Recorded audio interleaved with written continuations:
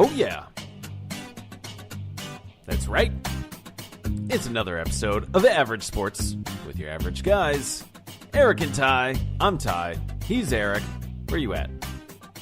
Right here. Right where I'm supposed to be. Bringing right. this podcast glory to your ear holes. It's episode 3 of season 2 already. We're moving along. We're getting there. And we have plenty of sports to catch you guys up on. If you're not familiar with how the show works, we're just talking general sports. So if you ever have comments, thoughts, any show ideas, find us online. But we'll catch up there a little bit later where you can find us. What we're not talking about this episode, we always like to pick something easily. Not talking about the Super Bowl or how did Tom you Butthole phrase it? Brady. That's Tom Butthole Brady. That's my new name.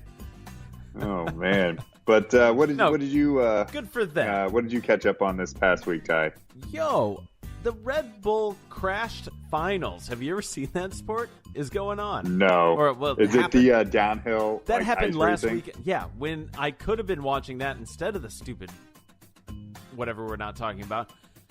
Red Bull Crash is happening, and it was awesome out in St. Paul, or the Twin Cities. It's such an intense sport. Yeah. It's so crazy. It is. So 4 guys, downhill style, they're slipping and sliding away, and in a bizarre course. They have to do like a 90-degree turn at one point, and watching the finals was pretty cool. Dean Moriarty from Canada, eh? Congrats to him. Of course he's Canadian. Yeah. Of course a Canadian wins that. That's all right. But hey, a shout out to our buddy Matt Hamill, who's from that city's area. If you Hamiltron. Yeah. We miss you, buddy. Yeah, man. So he's a Minnesotan. That's all. Also, the Australian Open concluded not too long ago. Djokovic of the men's, he took that one. Yeah, the guy's, what can you say? He's one of the greatest. Then Naomi Osaka. She gets to savor this win. It's her actual second Grand Slam win. But the last one was against Serena Williams. And that was the one that had a lot of drama and controversy. The crowd was booing the result of it. So she actually won one without any, drama behind it. There you go. Yeah, so good for her. Congrats. What'd you see? Yeah, good. Congrats to them. So there's been a couple of things. I've been catching up on some stuff that's a little bit more mainstream. And one of the things I was watching is, there's a lot going on in the NBA. There's a lot going on in the NHL. But, there's a lot of really good teams in the NHL right now that have really had great past 10 games. But 2 teams that I caught a couple of games of, the Blues and the Blackhawks, both are 7-2-1 over their last 10. And the Blues in particular are incredibly hot. They had a huge win last night against the number 1 team in the NHL, against the Tampa Bay Lightning. By far one of the best hockey games I've seen in the past probably 2 or 3 years. It was incredible. Had totally that entire feel of everything going on. And then in the NBA, the Bucks, Thunder, and Warriors are all 9-1 in their last 10. So, good for them. No one's anywhere close to kind of that 9-1 ranking. And then on some sad news, BMX legend Dave Mara was found dead at the age of 41 in his house in Greenville, North Carolina, and he does leave behind a wife and 2 children. Wow, so yeah. Very, very sad. It was an apparent suicide. So we do somehow continue to see some sad things like that too. Eric, you're bringing the news to us here. You're breaking it. That is some tragic stuff. And that's a name, if you're into anything kind of alternative as far as street sports go, that name was synonymous with just getting out and getting extreme, right? So, oh yeah, we remember Dave, especially in the '90s. Yeah. Dave Mara, Bob Burnquist, Tony Hawk. Those were the people that really catapulted, the original X Games into what they are now. We're gonna get into our topic of the episode, the NHL midseason. That's our report card of what we're going to talk about here. Where teams are, where they've been. We were really hating on some not too long ago, I feel like. And some, like you just mentioned with the Blues and the Hawks, they're turning around. So let's get into it. Some of your takes. What's your impression now, midway through, Eric? What have you seen?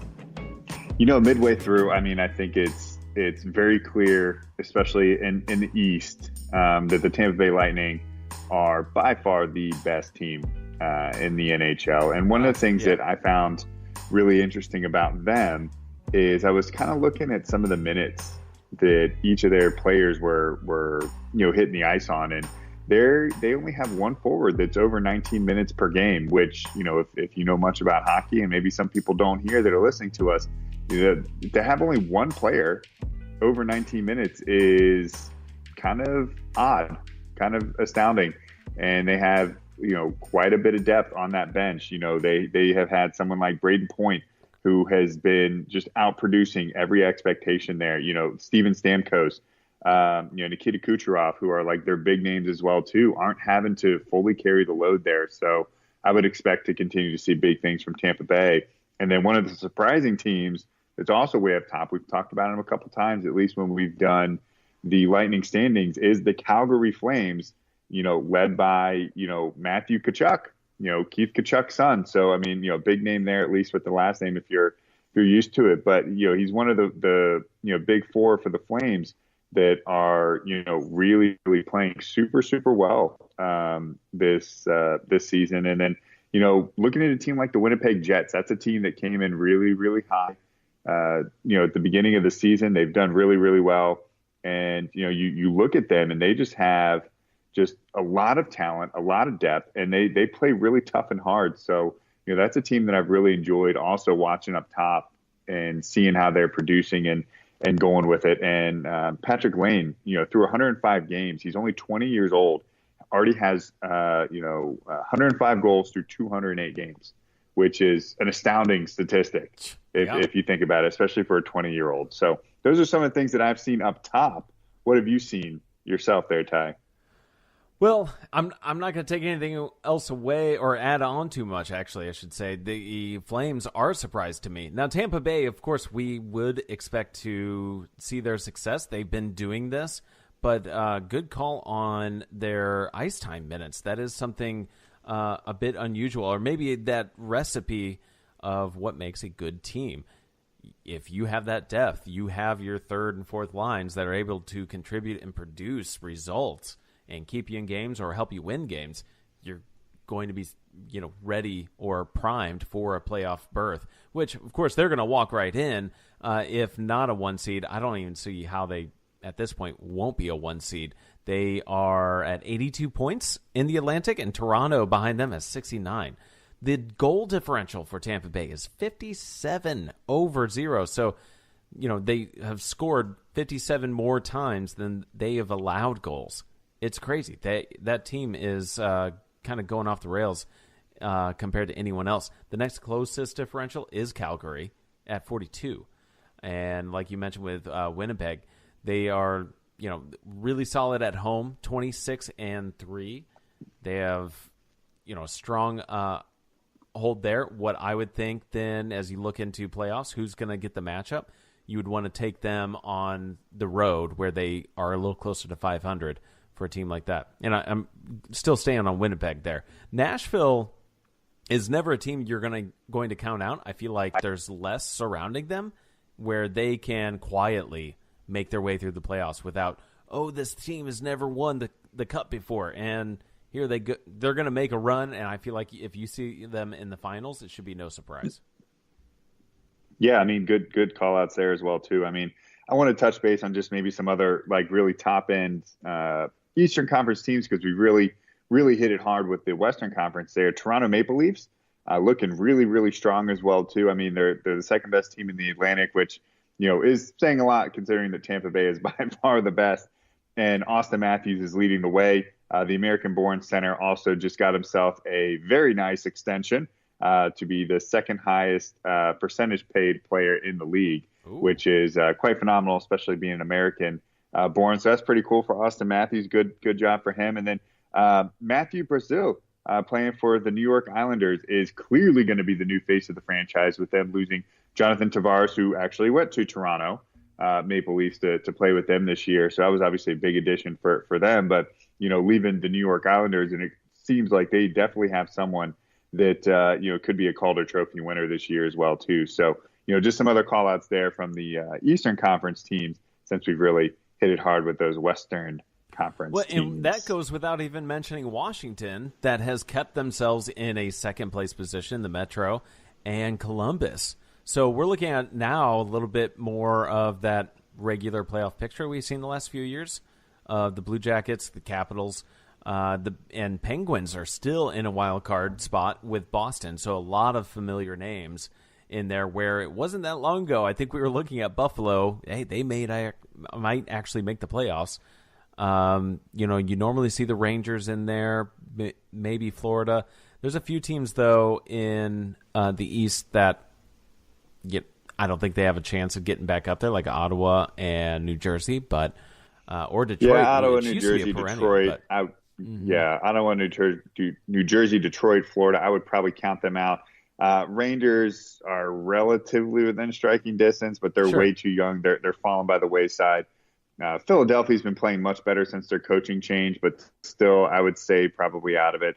Buffalo is starting to really come back down to earth, and so I'm not sure if they can make a push there. I would almost say the East is still going to have some movement, but I would say the East is probably a little bit more set than what you would see over in the West, where we are, I think, going to see a lot of movement. And it's a very good segue. Some of those teams that are on the outside looking in kind of thing, Vancouver and Colorado are right there. 55 points for the Canucks, which is tied with St. Louis at that wild card spot, and Minnesota's just at 57 for the first wild card.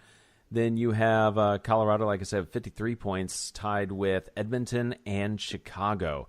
So you're looking at, 6 teams between 4 points.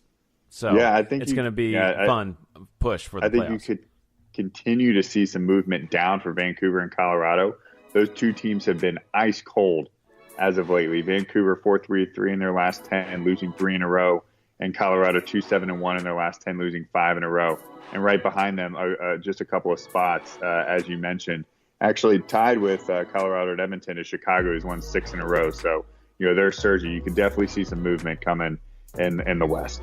And we'll be tracking it. And actually, one of the new kids on the block, Vegas, in case you're wondering, 3rd place in the Pacific. So we should expect to see the Vegas, opening show, whatever, the Vegas lights, if you will, back in April and maybe May come playoff time. So we're going to keep you informed on what's happening in the NHL playoffs as we get closer. For right now, we're going to talk about what's happening for our Who You Got portion of the show, and our Who You Got for this. So our Who You Got, Who You Got is on stadiums this time. Yeah, well, I switch it up a little bit, try and create some fun here. So, we're going to continue this discussion over on our Facebook page when we are done with the episode. But I would love to hear just on some of the 3 here, kind of a who you got, Fenway or Wrigley. Ty, who you got? My knee jerk is Wrigley. It's older. It's got a lot of the history, but Fenway is such a weird park. You got the green monster and the nooks and crannies in the wall. I go Fenway. I go Fenway too, for the exact same reasons. The University of Michigan Big House or the Ohio State Horseshoe? I don't know, Michigan. For sure. That's one I would pick. Yeah, I like the Big House a lot, and I actually really dislike Ohio State, quite a bit, but I'm actually going to go with the shoe. Okay. I just feel like the atmosphere would be better. But anyway, and your third one is weird, man. Madison Square Garden or the old Boston Garden. Well, the old Boston Garden didn't quite make it. They replaced it, but still. Think about the atmosphere here. Staying in the realm of reality to where I could actually go to one, I would, of course, go to Madison Square Garden. I haven't been there. Madison Square Garden. Yeah, I don't know if that was really. That was the closest I could probably get without putting the old Yankee Stadium on there. So, which is another conversation though for Facebook. And like Eric was saying, head over to our Facebook page, make picks on Jerry World versus Mercedes-Benz, Lambeau versus Soldier Field, Rose Bowl versus the LA Coliseum. We got a bunch of them. We want to hear from you guys. And if you have a favorite stadium, let us know about it.